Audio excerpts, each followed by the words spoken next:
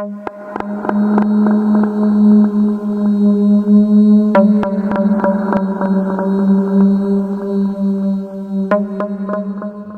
guys, jumpa lagi di SCH Sakura Cerita Horor Part 3 yang berjudul Perjanjian Sekte Sesat.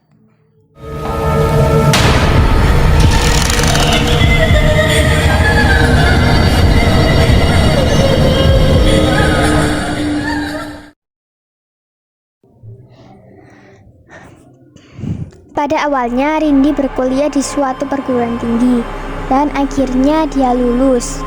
Dia ditawari pekerjaan oleh temannya untuk bekerja di sebuah perusahaan yang cukup terkenal. 1 bulan, 2 bulan biasa, tidak ada keanehan. Tapi satu yang membuatnya bingung, karena dia sama sekali tidak pernah bertemu atau melihat pimpinan perusahaan itu. Tapi yang aneh juga yaitu gaji di perusahaan tersebut di atas rata-rata menjadi 10 kali lipat dari biasa, dan itu besar sekali bagi Rindi.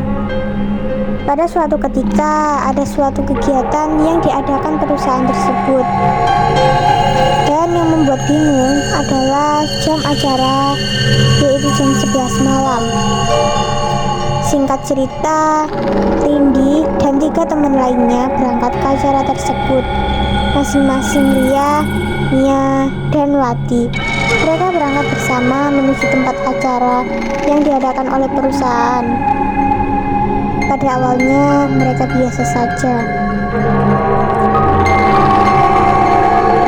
tapi setelah mereka sampai di tempat acara, mereka dibuat terkejut dengan keadaan tempat acara. Tempat itu menuju pintu masuk. Di kanan kirinya remang dan gelap, dan di samping pintu tersebut ada sepasang patung yang seperti menjaga, dan patung tersebut berbentuk seperti kambing yang bertanduk. Dengan perasaan yang takut dan merasa aneh dengan kondisi tempat tersebut, mereka berempat masuk di ruangan tersebut. Tak lupa mereka mengisi buku tamu yang disiapkan oleh resepsionis. Sambil menulis namanya, Rindi membaca nama-nama tamu yang sudah hadir di acara tersebut. Dan yang ada dia lihat di daftar tamu tersebut banyak dari kalangan menengah ke atas.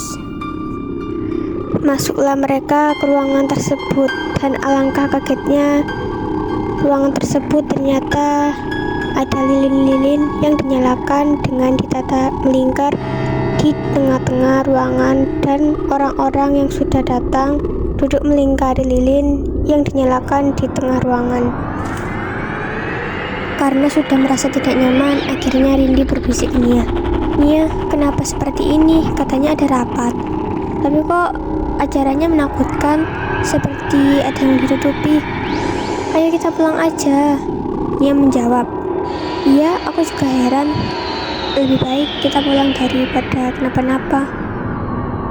Akhirnya mereka memutuskan untuk pulang, dan Rindi izin ke salah satu orang kantor untuk pulang, dan anehnya Rindi dan ketiga temannya diizinkan untuk pulang. Tapi mereka diperkenalkan ke seluruh tamu yang hadir. Tanpa berpikir panjang, mereka berempat pulang.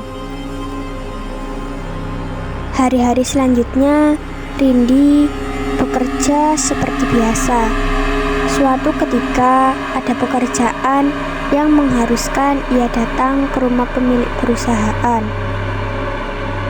Karena tuntutan pekerjaan, akhirnya ia berusaha mencari alamat rumah pemilik perusahaan. Dan akhirnya ia sampai di tempat alamat. Dan di sana ia bertemu dengan bapak-bapak yang memperingatkan agar jangan ke sana. "Nak, mau apa ke rumah itu? Pemilik rumah itu aneh. Takutnya nanti ada apa-apa.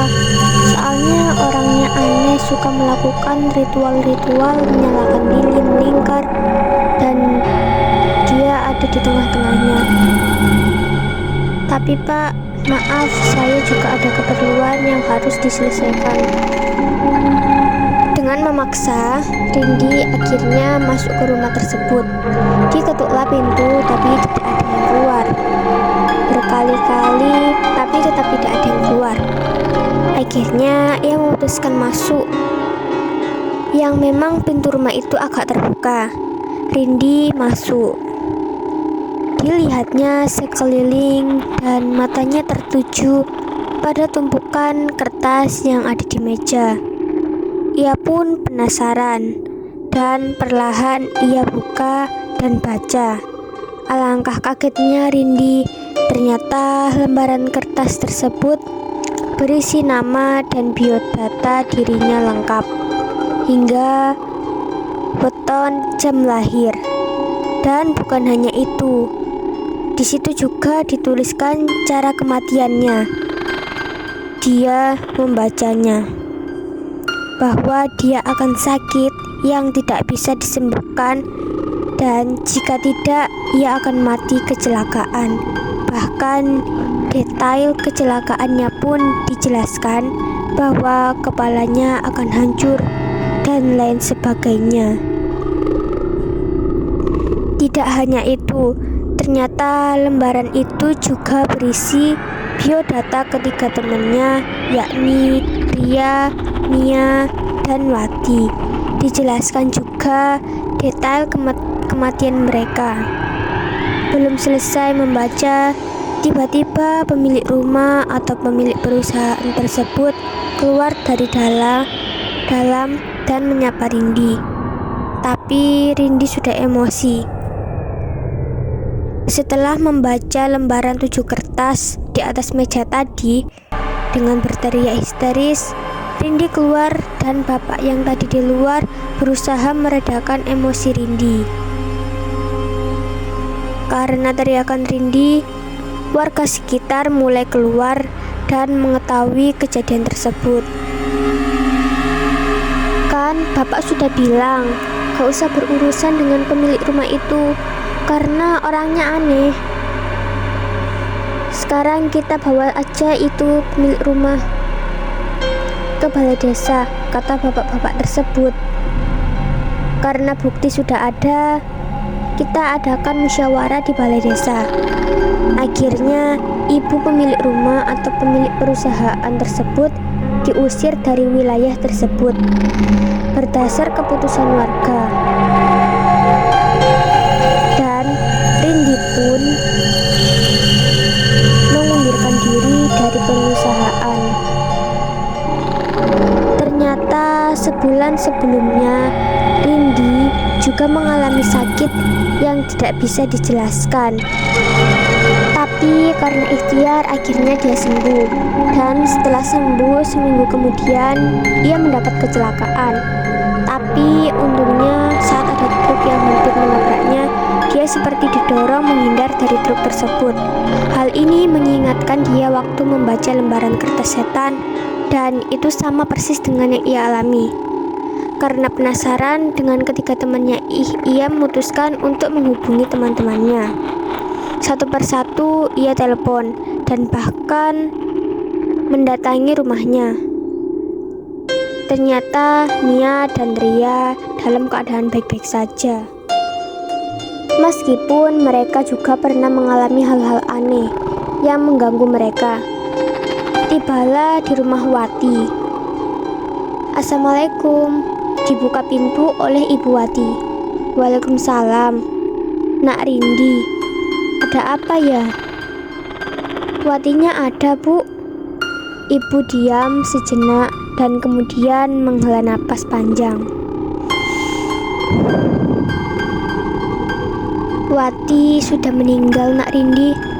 Sudah hampir 2 minggu ini. Kenapa, Bu? Tanya Rindi penasaran. Entahlah, Nak Rindi.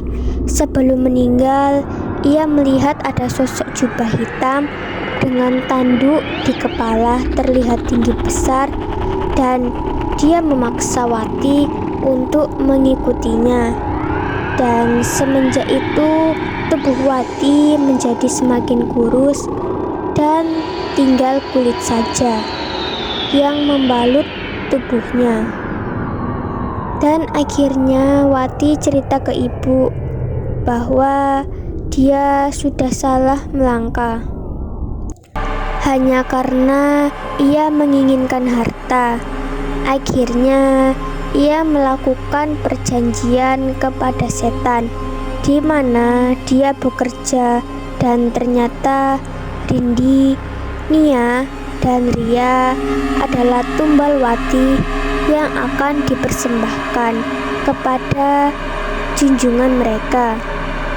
Karena usaha Wati gagal untuk menumbalkan mereka, akhirnya Watilah yang membayar lunas sesuai perjanjiannya.